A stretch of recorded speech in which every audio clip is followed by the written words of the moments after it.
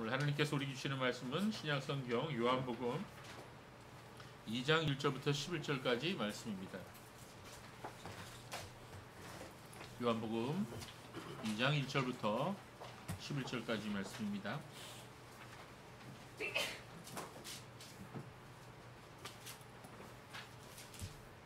2장 1절부터 11절 말씀을 교독하겠습니다. 제가 먼저 읽겠습니다.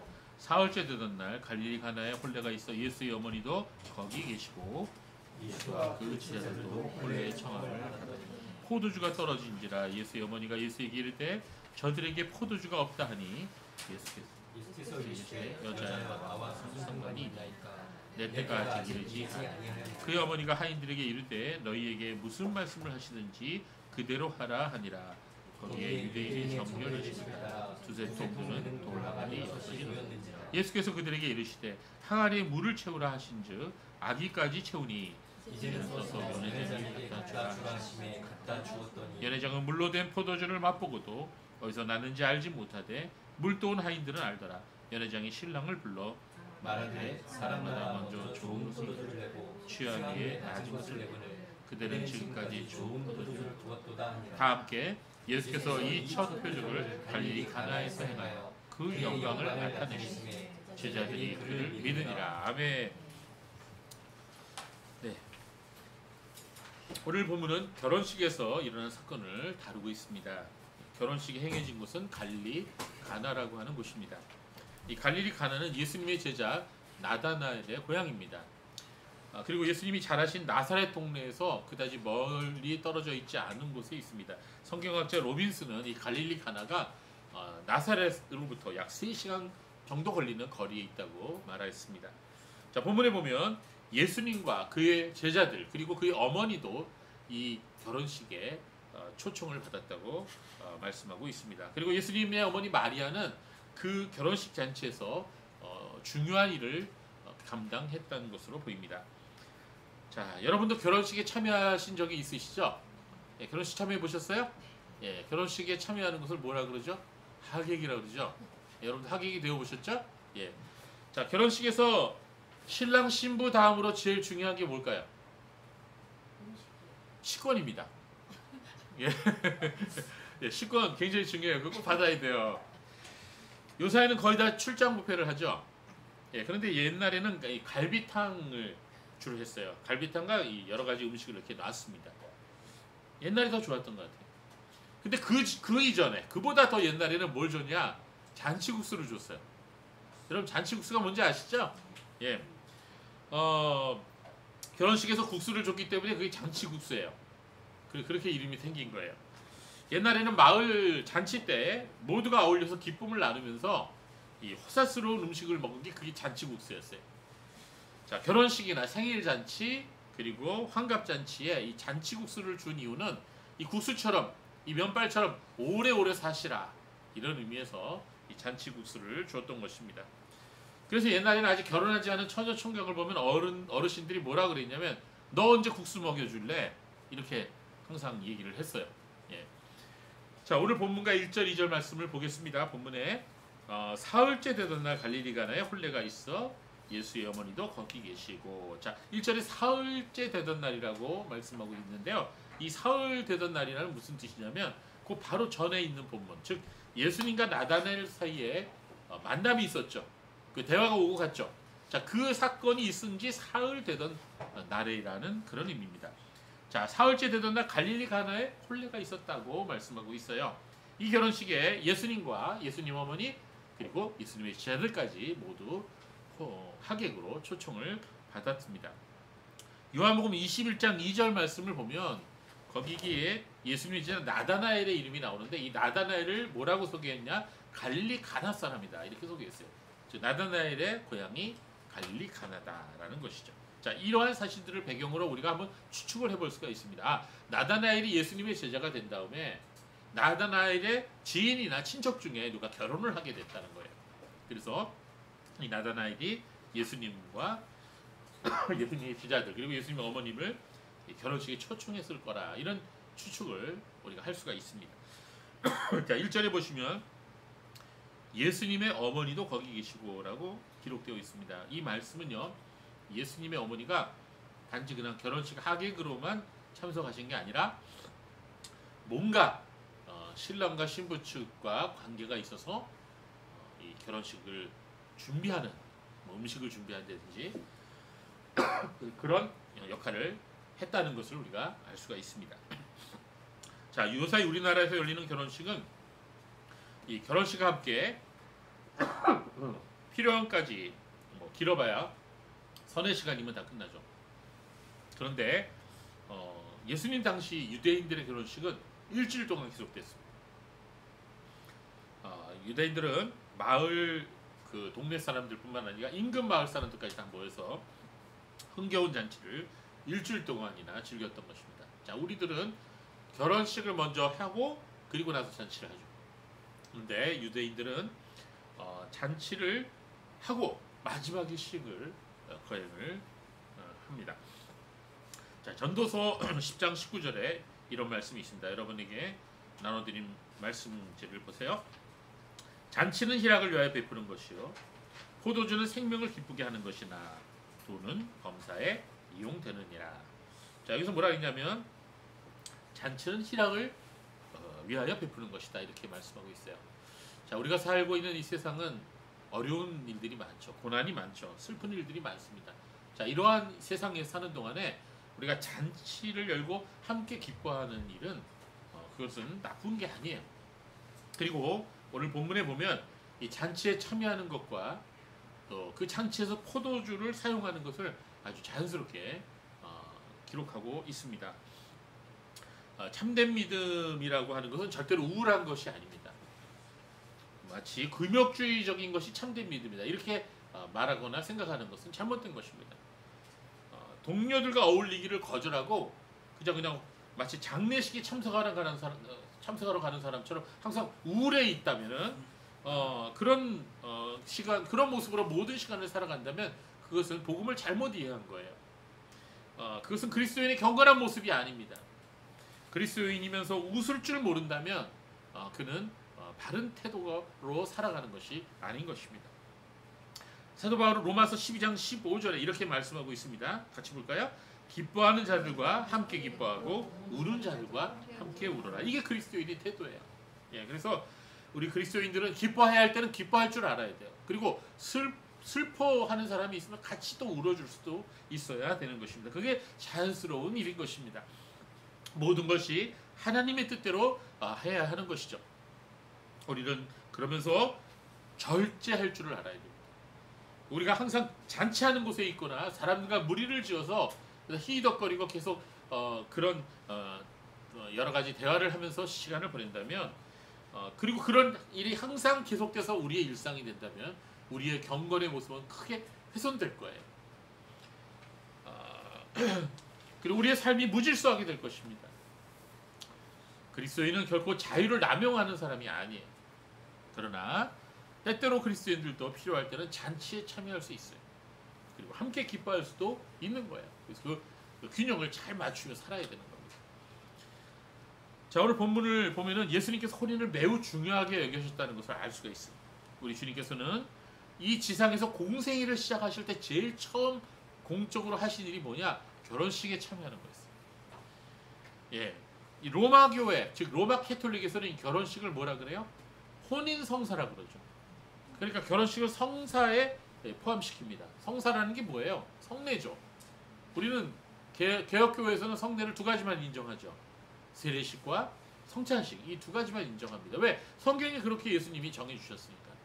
그런데 캐톨릭에서는 결혼식도 성사다 이렇게 말하는데 그거는 잘못된 겁니다. 결혼식은 인간들을 위해서 하나님께서 제정해 주신 거예요. 결혼은 하나님께서 정해 주신 거예요. 인간이 아직 타락하지 않았을 때 하나님께서 정해 주신 유일한 제도가 바로 이 결혼식입니다. 어디에 그런 말씀이 나와요? 창세기 2장 24절에 그런 말씀이 나와요. 같이 읽어볼까요? 그러므로 남자가 부모를 떠나 그 아내와 연합하여 둘이 한 몸이 될 것이니라. 이게 결혼식을 얘기한 거예요. 가정을 이룬다는 거예요. 그리고 이 결혼식은 예수 그리스도와 교회 사이에 존재하는 신비한 하나됨을 상징합니다. 성경은 하나님과 그의 성도들 사이의 관계를 남녀 관계로 묘사할 때가 많아요. 즉 서로 살아가는 신랑과 신부의 관계로 하나님과 그의 백성들의 관계를 설명합니다. 그래서 히브리서 기자는 13장 4절에 이런 말씀을 했어요. 뭐라고 했어요? 모든 사람은 결혼을 귀히 여기고 침소를 더럽히지 않게 하라. 음행하는 자들과 간음하는 자들을 하나님이 심판하시리라. 여러분, 이 역사적으로요, 그 아주 그 커다란 변란이 생기거나 뭐 세계 대전이 일어나거나 아주 커다란 질병이 횡행하기 직전에는요, 그 시대가 굉장히 음란해져요. 그 직전에 역사가 증명해요, 여러분. 그래서 여러분, 이렇게 막 결혼이 막 무시되고 막 음란하게 사람들이 행동을 하면은요, 반드시 그 다음에 얼마 안 있어서 아주 커다란 그 자연재해나 아니면은 전 세계적인 재난이 닥쳐오는, 전쟁이 닥쳐오는 그런 경우가 여러 번 있었습니다. 지금 우리가 살고 있는 이 세계가 그렇죠? 굉장히 걱정이 돼요. 자, 웨스터민스터 신앙고백 제 24장에 보면 결혼과 이혼에 대해서 관해서 다루고 있는데요. 24장 5항은 특별히 이혼과 재혼에 대해서 이렇게 말씀하고 있습니다. 여러분, 말씀지에도 나와 있어요. 결혼 후 간음의 경우에는 순결한 편이 이혼 소송을 제기하는 것과 이혼 후 범죄한 편이 죽었다는 듯이 다른 사람과 결혼하는 것은 정당하다. 자, 웨스트민스터 신앙 고백은요, 물론 결혼하다가 한쪽이 이제 다른 문제를 일으켜서 불륜을 저지르면 우리가 예수님의 사랑을 용서할 수 있어요. 같이 살 수 있어요. 그러나 또한 이혼을 요구할 수도 있어요. 순결한 편이. 그리고 그 사람은 다른 사람과 결혼해도 그게 하나님의 말씀을 어기는 것이 아니라고 웨스트민스터 신앙고백은 말씀하고 있습니다. 자, 요즘 세대는 어때요? 성격이 맞지 않다는 이유 때문에, 또 사랑이 식었다는 이유 때문에, 그리고 돈을 벌지 못한다는 이유 때문에, 그리고 또 사랑하는 사람이 생겼다는 이유 때문에 이혼을 요구하는 그런 일들이 너무나 많이 있죠. 그러나 그것은 분명히 하나님 말씀을 어기는 거예요. 하나님을 경외하는 성도는 결혼을 귀히 여기고 그리고 소중히 여겨야 하는 것입니다. 지난 주일에 말씀드린 것처럼 사랑은 모든 것의 완성이라고 말씀드렸죠. 기억하시죠, 여러분? 그래서 우리가 하나님을 사랑하고 진정으로 이웃을 사랑한다면 우리는 간음이나 음행을 피할 수 있다는 거예요. 사람은 연약하기 때문에 이 음행의 죄에 굉장히 약해요. 누구나 넘어질 수가 있어요. 그러나 우리가 하나님 말씀에 사랑은 이웃에게 악을 행하지 않는 것이라고 그랬어요. 그러니까 우리가 정말로 진정으로 사랑하는 마음이 있다면, 또 그 사랑을 계속해서 지켜 나간다면 우리는 죄를 이기고 유혹을 이겨낼 수가 있는 것입니다. 자, 로마서 13장 8절 10절 말씀 지난주에도 읽었는데 이 말씀이 너무나 귀하기 때문에 우리 오늘 이 시간 다시 한 번만 좀 읽었으면 좋겠어요. 한번 같이 읽어볼까요? 시작. 피차 사랑의 빛 외에는 아무에게든지 아무 빛도 지지 마라. 남을 사랑하는 자는 율법을 다 이루었느니라. 간음하지 말라, 살인하지 말라, 도둑질하지 말라, 탐내지 말라 하는 것과 그 외에 다른 계명이 있을지라도 네 이웃을 내 자신과 같이 사랑하라 하신 그 말씀 가운데 다 들었느니라.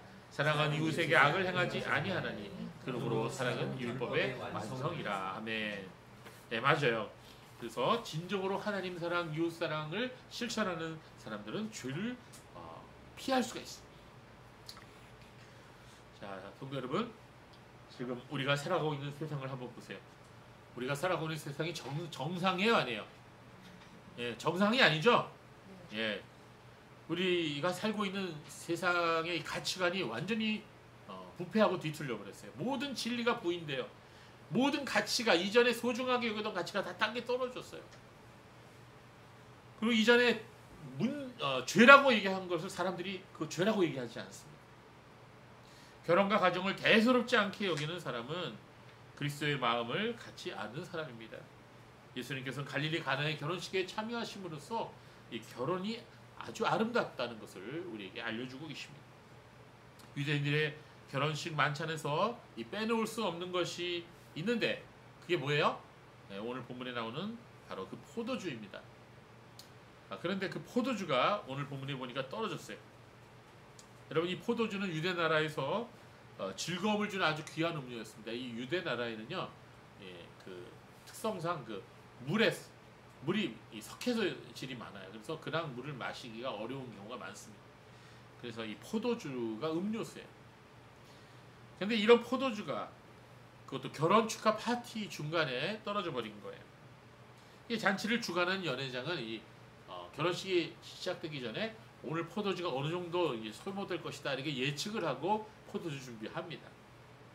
그런데 갑자기 불청객들이 들이닥치거나 아니면 결혼식이 너무 흥겨워져서 사람들이 너무 포도주를 많이 마셔버리면 포도주가 떨어지는 일이 가끔 일어난다고 합니다. 그런데 그럴 경우에 이런 일이 생겨버리면 손님 대접을 제대로 하지 못한 집안이다 이런 낙인이 찍히게 된다는 거예요. 그건 불명예스러운 거죠. 제가 1993년 9월 18일 날 결혼했어요. 그때가 제 생일입니다. 얼마 안 남았네. 올해 29년 주년 되는데 그날은 저의 31번째 생일날이었어요. 근데 그날 난처한 일이 벌어졌습니다. 그때 저는 명성교회에서 중학교 2학년을 담당하는 전도사였거든요. 그날 결혼식 때 축가가 두 가지가 있었는데 하나는 여전도의 중창당이 축가를 해줬고요. 또 하나는 제가 담당하고 있었던 중등 2부 학생들이 찬양으로 성가대로 축가를 해줬어요. 한참 호기심이 많고 사춘기 나이인 이 중2 학생들이 자기네 전도사님이 결혼을 한다니까 거의 모두가 온 것 같아요.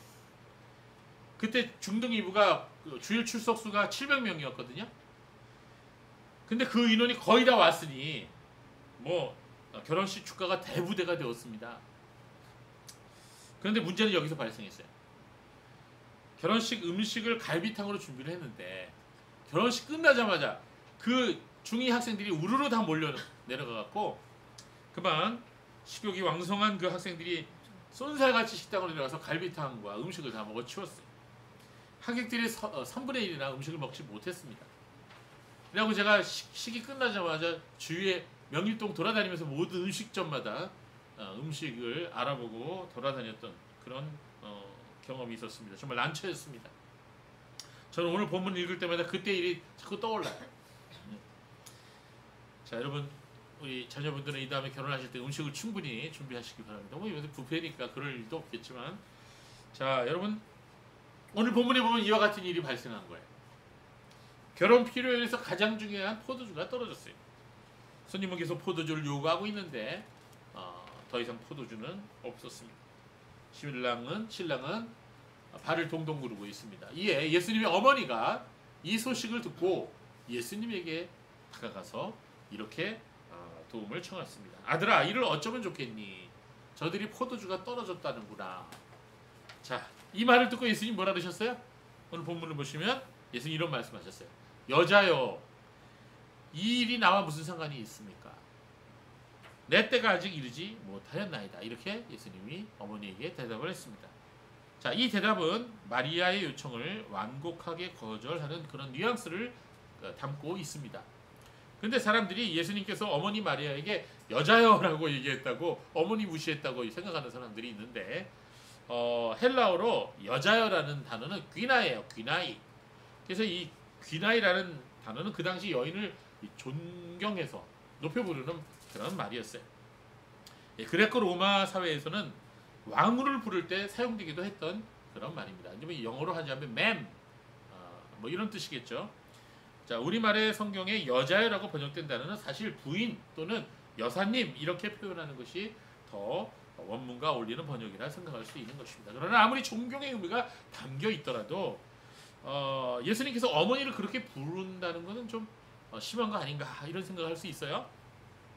여사님 이런 식으로 부른 거죠.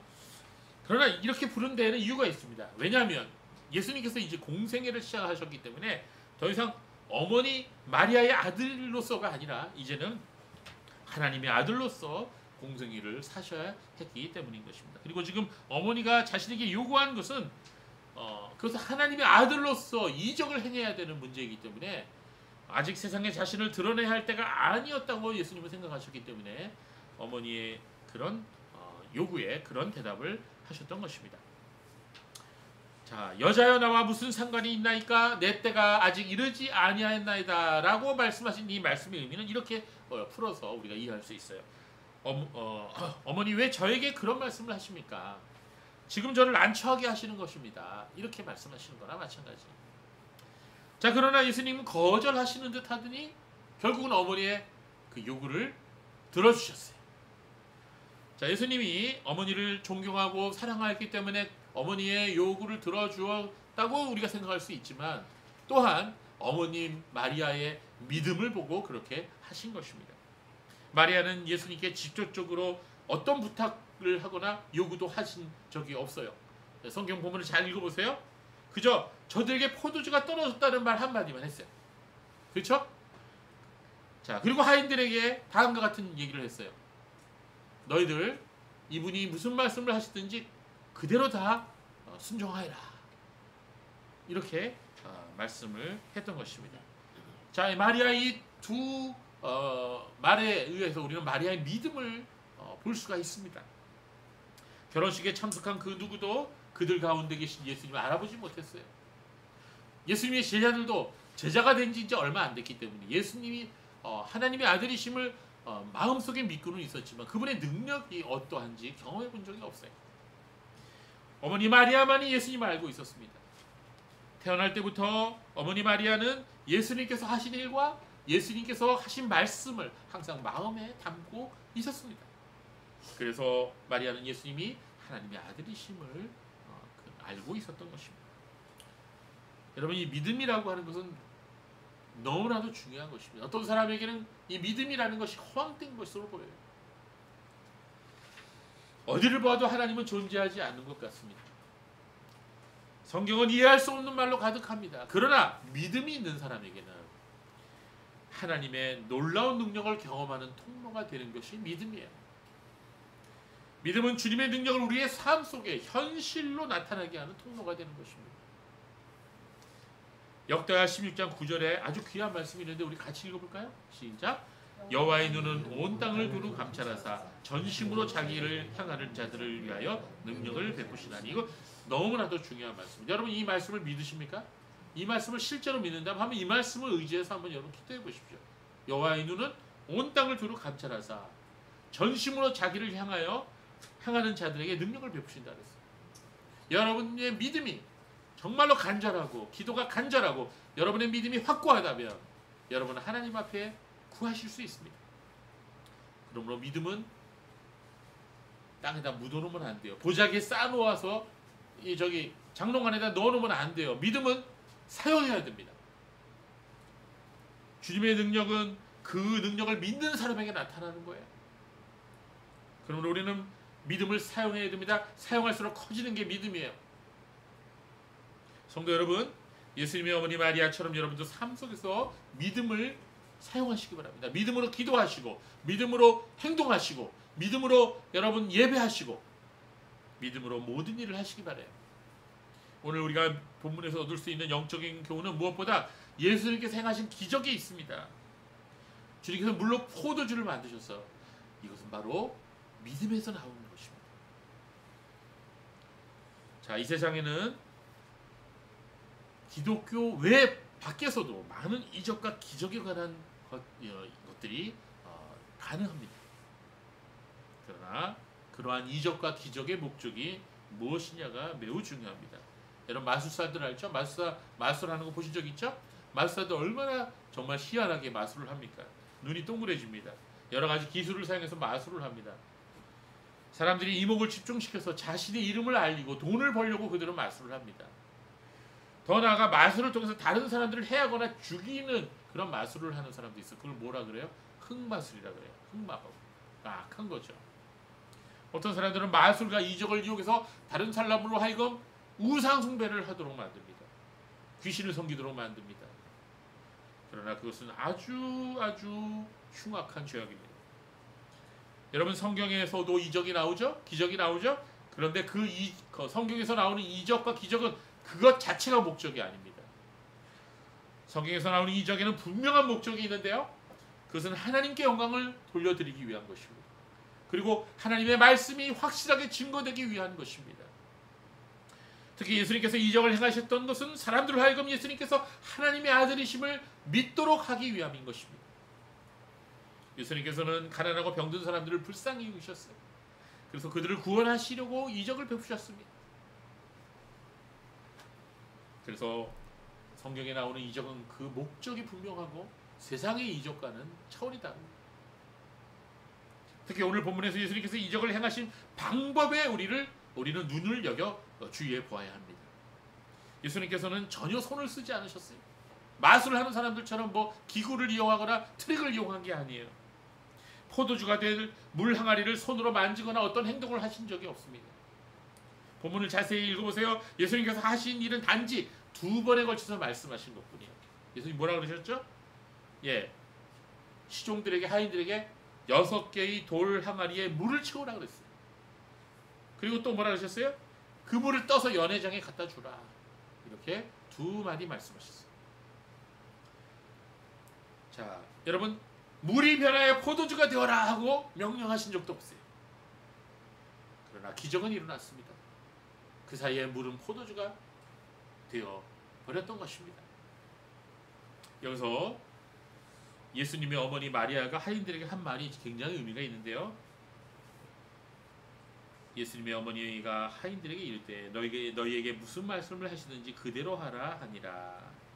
자, 하인들은 예수님께서 말씀하신 대로 순종했습니다. 그때 기적이 일어났습니다. 예수님께서는 단지 물이 포도주로 변하도록 마음의 뜻을 품으신 것이 다였어요. 그렇습니다. 주님께서 뜻을 품으시기만 하면, 그리고 원하시기만 하면 모든 일은 일어나는 것입니다. 그래서 하나님의 원하심은 하나님의 행동이에요. 하나님의 말씀에는 능력이 있어요.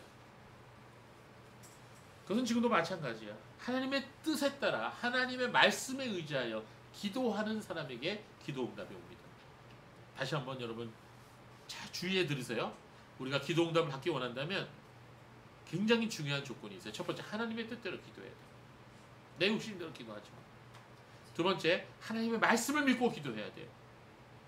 여러분 이 2가지 조건대로 기도하면 기도는 응답됩니다. 우리는 오늘 본문에 나오는 하인들의 순종을 통해 교훈을 배울 수 있어요. 하인들은 마리아의 말대로 예수님께서 시키시는 대로 순종했던 것입니다.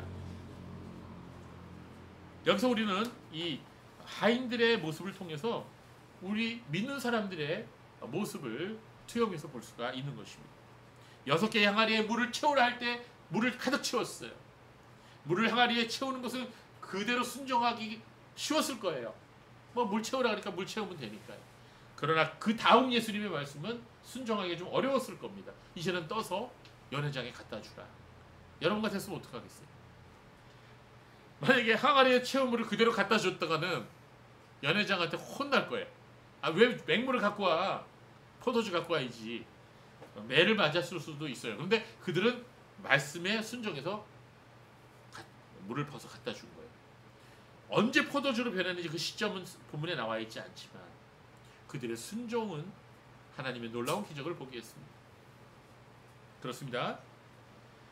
연회장은 물로 된 포도주를 맛보고 어디서 났는지 알지 못하되 물떠온 하인들은 알았다고 9절에 말씀하고 있습니다.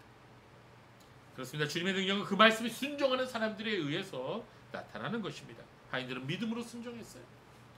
그때 물이 포도주로 변했던 것입니다. 오늘날도 마찬가지입니다. 주님의 말씀에 대한 온전한 순종을 통해 주님의 능력은 나타난다는 거예요. 논리적으로 이해할 수 없어도 말씀에 대한 순종을 할 때 기적은 나타나는 것입니다. 인간의 능력이 끝나는 곳, 바로 그곳에서부터 주님의 능력은 시작되는 것입니다. 성경에 나와 있는 이 기적은 사실 인간의 논리로 이해할 수가 없죠. 여러분 친구들에게, 믿지 않는 친구들에게 오늘 얘기해봐요. 역시 성경은 가짜구나. 거짓이 많구나. 뭐 이런 식으로 얘기하죠. 논리적으로 말이 안 된다는 거죠. 그러나 여러분, 우리 그리스도인들은 여기에 if를 달아야 됩니다. if. 만약 하나님께서 온 우주를 창조하신, 말씀으로 창조하신 전능하신 하나님이라면 오늘 이 이적은 가능합니까? 가능하지 않습니까? 가능하죠. 아무것도 아니죠. 그렇습니다. 성경이 일관성 있게 말씀하고 있는 사실은 하나님께서 온 우주를 창조하신 전능하신 하나님이라는 사실입니다. 그러므로 오늘도 주님은 기적을 일으키시는 분이십니다. 주님은 오늘도 맹물과 같이 무의미한 우리의 삶을 변화시키셔서 포도주처럼 생명력이 넘치는 살아있는 성도로 변화시킵니다. 그리스도 안에서 죄인에서 세상에서 살던 사람이 변화되어 하나님의 자녀로 살아가게 되는 것이, 이게 물이 포도주로 변하는 기적과 같은 기적인 것입니다. 그렇습니다. 항아리에 물을 채우라 하실 때 하인들은 순종해서 물을 채웠습니다. 주의 일을 할 때 우리가 해야 할 일은 물을 채우는 일이에요. 우리가 해야 할 일이 있어요. 우리는 예수님 말씀에 귀를 기울이고 그분께서 하시는 말씀을 순종해야 돼요. 그러나 그 누구도 물을 포도주로 변하게 만들 수는 없습니다. 그것은 하나님께서 하시는 일이에요. 우리가 해야 할 일은 뭐예요? 물을 채우는 일이에요. 그리고 떠서 갖다 주는 일이에요. 그러나 그 사이에 주님은 물이 포도주가 되도록 하십니다. 마찬가지입니다. 저는 목사로서 말씀을 전해요. 여러분에게 말씀을 준비해서 여러분에게 말씀을 전해요. 그러나 변화시키시고 거듭나게 하시는 분은 성령님이시고 하나님이십니다. 그래서 여러분은 설교 듣기 전에 기도하고 준비해야 돼요. 하나님 성령께서 내 마음속에 역사해달라. 하나님께서만이 죄인이 회개하고 거듭나도록 만드실 수가 있는 것입니다. 연회장은 물로 된 포도주를 맛보고 어디서 났는지 알지 못하였다고 했어요. 성령의 사역은 사람이 알 수 없습니다. 하나님의 종들은 그것이 성령의 역사이심을 압니다. 자, 오늘 본문을 통해서 우리는 또 하나의 영적 교훈을 얻을 수가 있는데요. 그것은 하나님은 우리들의 부족함을 채우시는 분이라는 거예요. 자, 우리 인생을 살아가면서 순간순간 난처한 일에 봉착될 때가 많습니다. 완벽하게 대비하고 준비했다고 생각했는데 막상 뚜껑을 열어보고 막상 일에 부딪히다 보면 여기저기 부족한 것이 생겨나는 거예요. 여러분 그런 경험 해보셨죠? 오늘 본문에 나오는 갈릴리 가나의 혼인잔치도 신랑이 최선을 다해서 아마 준비했을 것입니다. 그러나 막상 잔치가 시작되자 구멍이 생겼어요. 사람들이 베푼 잔치는 그 규모가 아무리 화려하고 아무리 많은 사람들이 모였다 하더라도 완전하지 않은 것입니다. 잔뜩 기대하고 갔지만 실망하기가 쉬운 것입니다. 그리고 잔치가 끝나면 공허함만 남게 되는 것입니다. 여러분 우리의 결혼 생활도 마찬가지예요.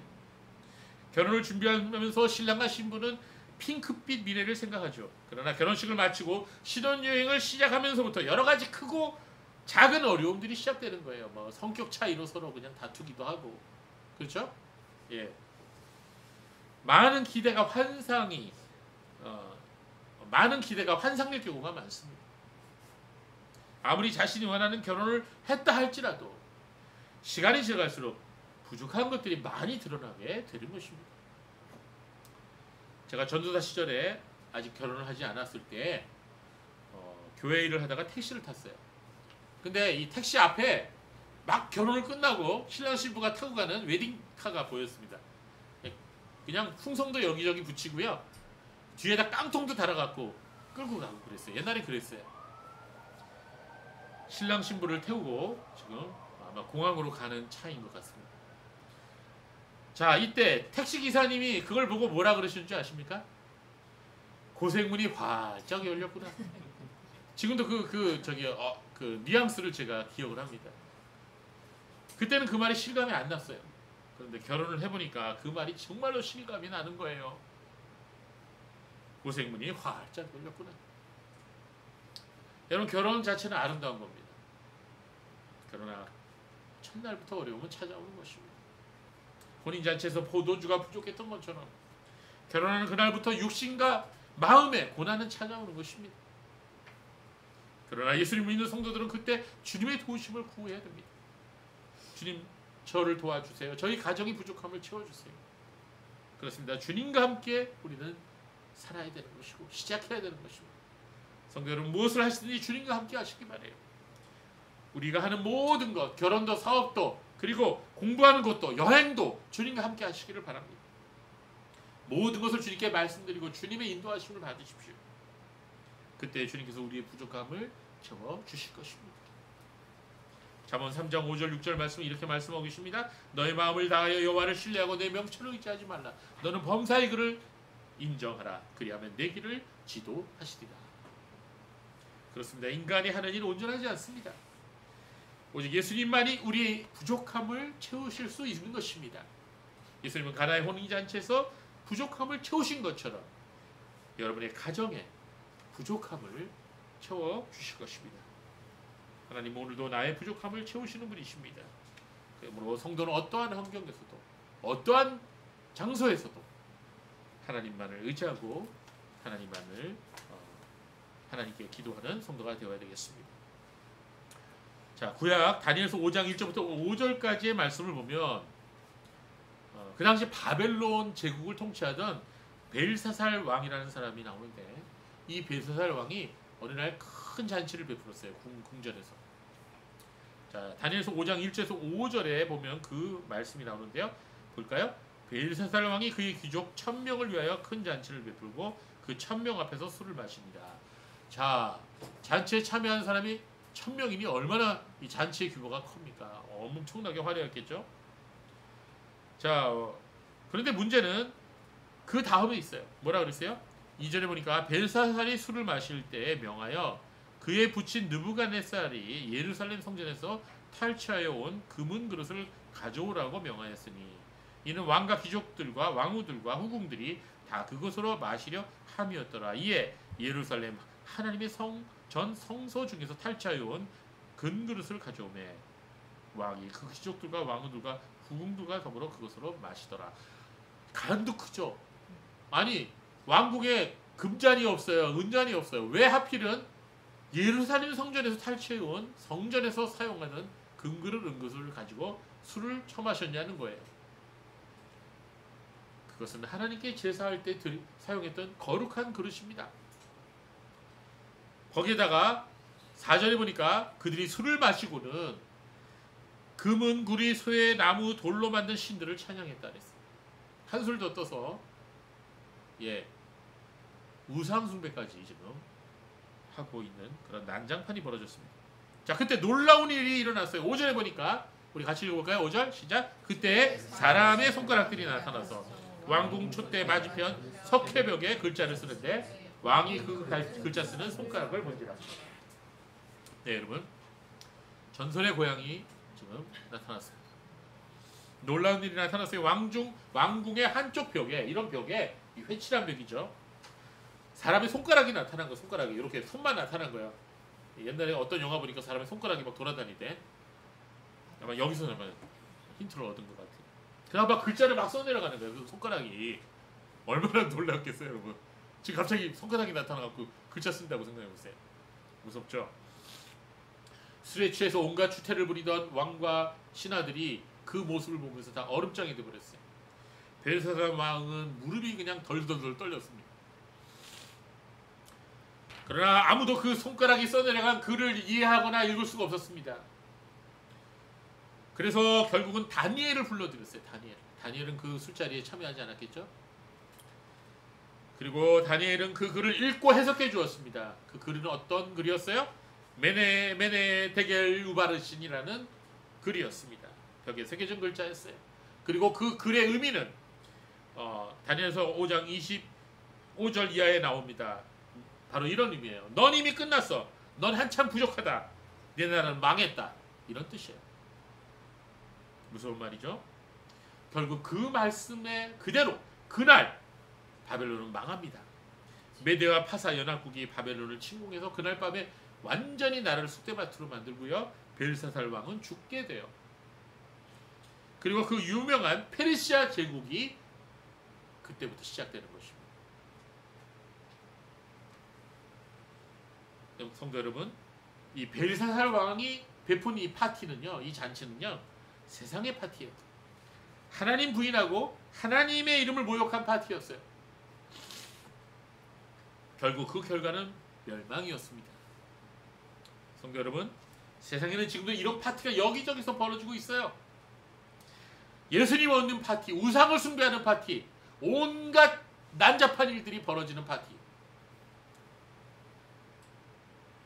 요새는 파티에 꼭 없어서는 안 되는 게 하나 있더라고요. 마약이에요, 마약. 정말 심각합니다, 지금 우리나라도. 그리고 세상 사람들은 파티를 하면서 하나님의 영광을 모욕합니다. 그런 파티에 참여하는 사람들을 향해서 하나님께서 이렇게 말씀하십니다. 메네 데겔 우바르신, 너희들은 이제 끝났다. 너희들이 잘난 줄 아느냐?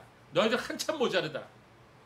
너희들은 결국 죽어서 지옥에 가게 될 것이며 거기서 영원토록 고통당하게 될 것이다. 성도 여러분, 우리는 그런 세상의 파티에 참여해서는 안 됩니다. 눈에 보이게 좋다고 해서, 먹을 게 많다고 해서, 나를 즐겁게 해줄 것이 많다고 해서 그런 곳에 참여해서는 아니 되는 것입니다. 우리는 예수님을 모셔야 돼요. 우리 인생에 예수님을 모시고 우리가 함께 살아야 되는 것입니다. 우리의 인생이 예수님을 모신 파티가 되어야 돼요. 그렇습니다. 진정한 잔치의 완성은 예수님을 모시는 거예요. 결혼식은 한 남자와 여자가 부모의 곁을 떠나 제2의 인생을 시작하는 출발점입니다. 이때 예수님과 함께 인생을 출발해야 돼요. 결혼할 때 신랑 신부가 모두 하나님을 신실하게 믿을 때 보기가 아름다운 것이에요. 그들 둘만이 새 인생을 시작하는 것이 아니라 예수님과 함께 시작하는 거예요. 저는 여러분의 자녀들이 반드시 믿음의 동반자를 만나서 결혼을 하기를 기도합니다. 만약 아직 가족 중에 믿지 않은 가족이 있다면 여러분에게는 책임이 있어요. 그 믿지 않은 가족을 주님께로 인도할 책임이 있습니다. 그래서 그를 위해서 기도하십시오. 내가 죽을 때 이 사람 주님께로 인도하고 죽겠다라는 그런 결심을 굳게 갖고 하나님께 기도하세요. 하나님 들어주실 겁니다. 오늘 본문에서 우리가 주목해야 될 부분이 또 하나 있는데 그것은 6절에 나오는 돌 항아리 6이. 거기에 유대인의 정결 예식을 따라 두세 통 드는 돌 항아리 6이 놓여 있는지라. 자, 여기서 정결 예식을 따라라고 하는 말이 있는데요. 이 정결 예식이라고 하는 것은 유대인들이 식사 전후 또는 외출해서 돌아왔을 때 손을 씻거나 몸을 씻는 그런 예식을 말합니다. 유대인들은 사람들이 많이 모이는 그런 곳을 다녀오거나 그리고 거리에서 돌아왔을 때 이방인들을 만났을 경우 또는 유대인들 중에 죄를 짓고 있는 사람들을 만났을 경우 내 몸이 부정을 탄다고 생각을 했어요. 그래서 그것을 생각해서 집에 들어오면 의식적으로 손을 씻거나 몸을 씻었습니다. 그것을 정결 예식, 결례라고 합니다. 오늘 본문에 보면 결혼식이 열린 이 집에도 이 결례, 이 정결 예식을 위해 물을 담기 위한 돌 항아리가 6개가 있었습니다. 예수께서는 그 돌 항아리에 물을 가득 채우라 말씀하셨어요.